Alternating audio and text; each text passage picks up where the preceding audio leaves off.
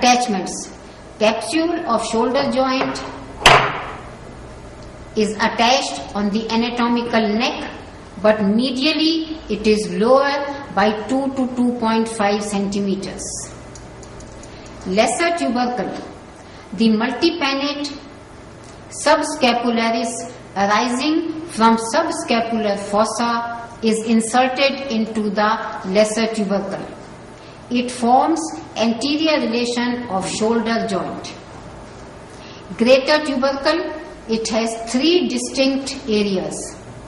Upper one is for supraspinatus, from supraspinous fossa of scapula. Middle one is for infraspinatus, and lowest is for attachment of teres minor from lateral border of scapula. 4 muscles keep large head of humerus in position during the movements of shoulder joint. Intertubercular sulcus. Lateral lip gives insertion to the pectoralis major muscle. This is a bilaminar insertion. Medial lip gives attachment to teres major, and floor is the attachment of big latissimus dorsi. The mnemonic is lady between 2 majors.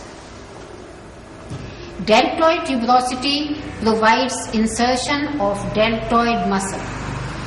The intermuscular tendons of acromial fibers of muscle are attached here.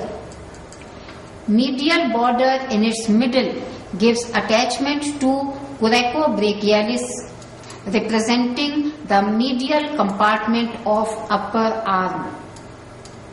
Anterior surface in most of its part gives attachment to chief flexor and prime mover of elbow joint, the brachialis muscle.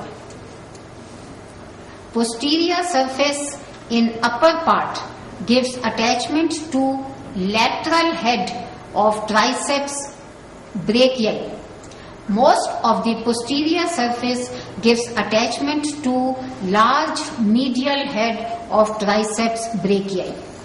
In between these 2 heads is the oblique radial sulcus containing important radial nerve and profunda brachii vessels.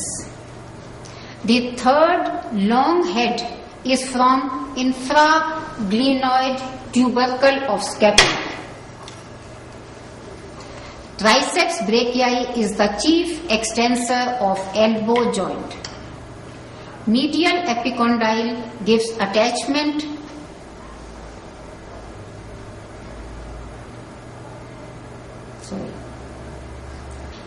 Lateral epicondyle gives attachment to common extensor origin for superficial extensors of wrist joint.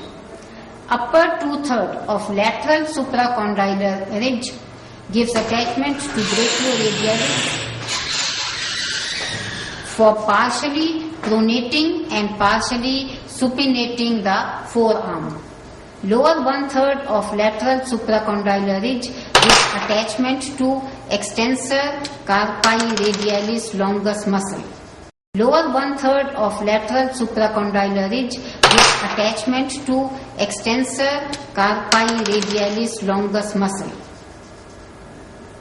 Medial epicondyle gives attachment to common flexor origin for the superficial flexors of the wrist joint.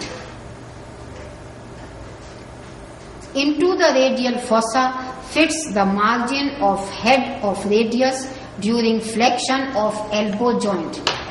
Show it on the skeleton. Skeleton में दिखा दूँ?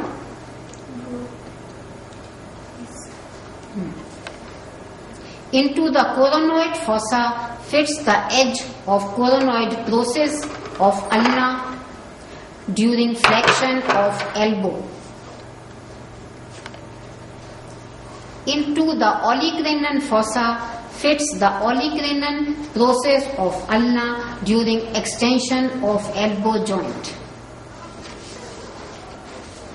The axillary nerve and posterior circumflex humeral vessels are related at the surgical neck of humerus. दिखाओ पीछे बना हुआ है.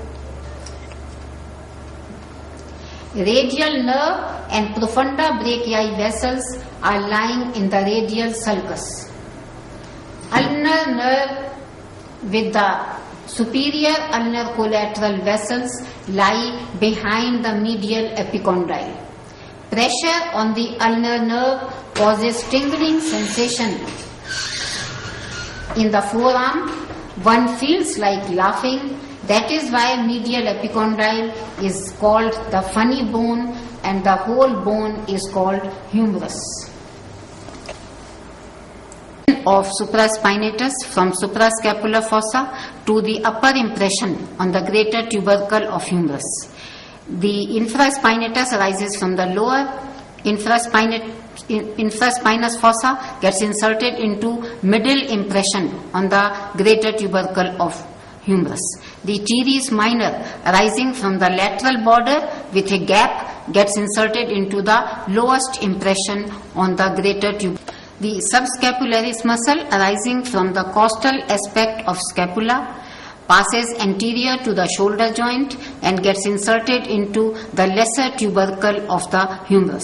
Four muscles, the supraspinatus, infraspinatus, teres minor and subscapularis, get fused with the capsule of the shoulder joint and form the musculotendinous cuff of the shoulder.